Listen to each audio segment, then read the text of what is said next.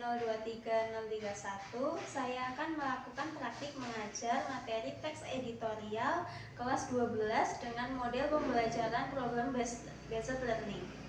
Capaian pembelajaran yaitu 1. Peserta didik mampu mengevaluasi gagasan dan pandangan berdasarkan kaidah logika berpikir dari membaca berbagai tipe teks, yaitu fiksi dan non-fiksi, di media cetak dan elektronik. 2. Peserta didik mampu mengapresiasi teks fiksi dan non-fiksi. Tujuan pembelajaran yaitu peserta didik dapat membedakan fakta dan opini dalam teks editorial berdasarkan ciri-cirinya. Selamat siang teman-teman, gimana kabarnya kalian? Sebelum masuk materi kita berdoa dulu ya. Salah satu untuk berdoa. Doa dulu. Doa singkat. Kita masuk materi. Pernah nggak kalian baca artikel yang isinya isu-isu terbaru, kayak pertambangan nikel di Raja Ampat? Terus pernah nggak ngasih komentar gitu? Itu namanya teks editorial. Kita masuk ke materi teks editorial. Apa sih editorial itu?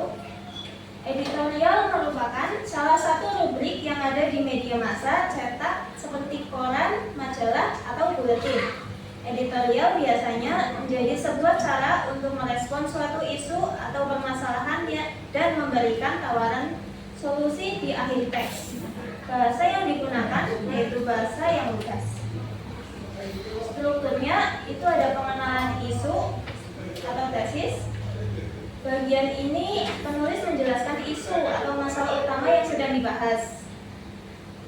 Yang kedua ada penyampaian pendapat atau argumentasi. Di sini redaksi menyampaikan pendapat mereka tentang isu itu lengkap dengan alasan, fakta, atau data pendukung. Yang ketiga penegasan ulang. Biasanya berisi penegasan sikap, redaksi, dan ajakan kepada pembaca.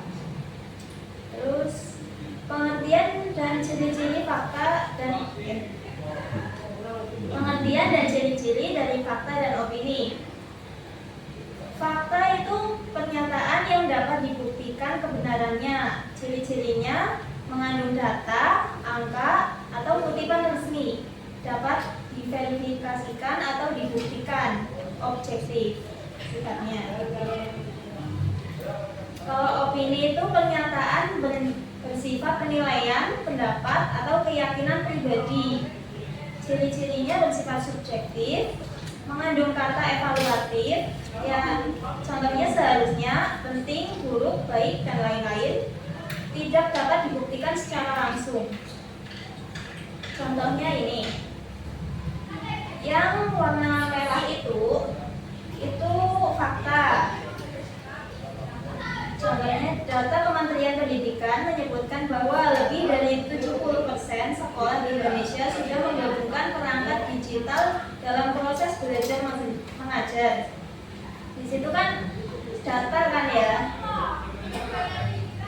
Jadi itu termasuk fakta. Kalau yang ungu ini opini.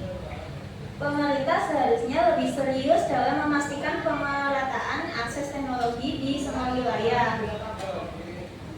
Kan ada ini ya, kata seharusnya itu opini gitu.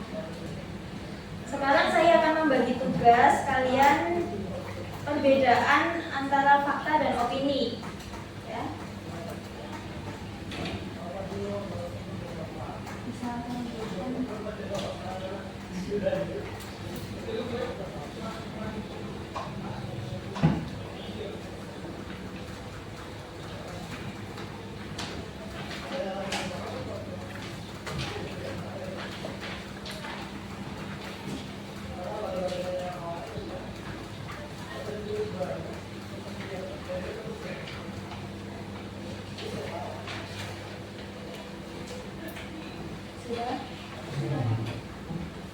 Ibu akan beri waktu 15 menit ya buat ngerjain.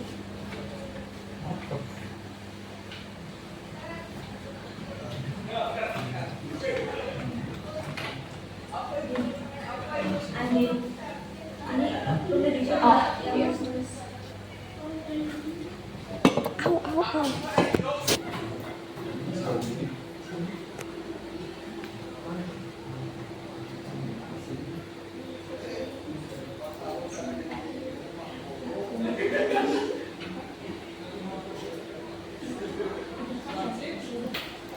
teman-teman, waktunya udah selesai.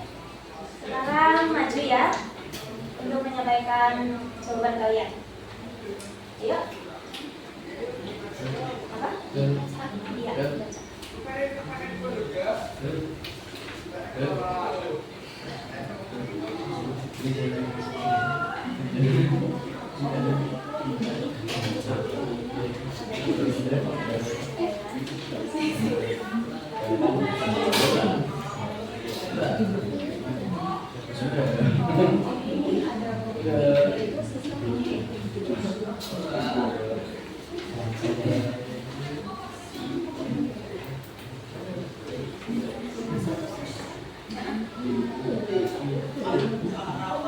Kalimat kata itu ada yang seharusnya menjadi alat untuk mengukur pemahaman, bukan sumber ketakutan.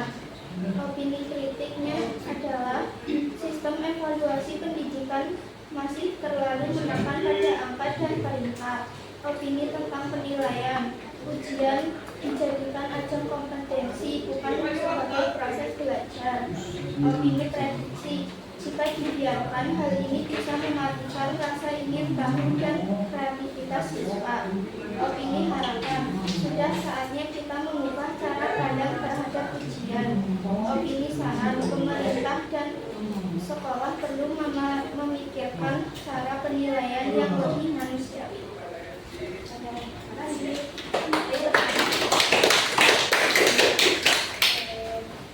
Ayo selanjutnya.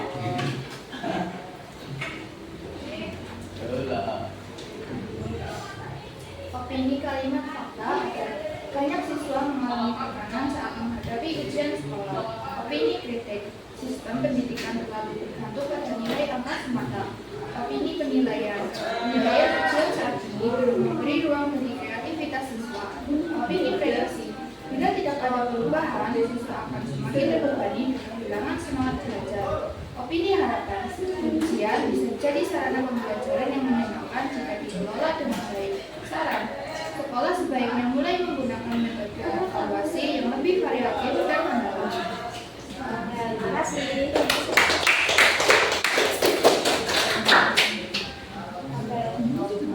Jadi kesimpulannya di sini kita bisa lihat penting banget punya kemampuan membaca kritis. Di media sosial sering banget muncul pendapat yang kelihatannya benar, tapi nggak didukung fakta gitu. Kalau kita nggak hati-hati, bisa aja kita langsung percaya tanpa berpikir ulang gitu guys. Oke, untuk mengakhiri pembelajaran ini, mari berdoa dulu. Oke, selesai. Terima kasih.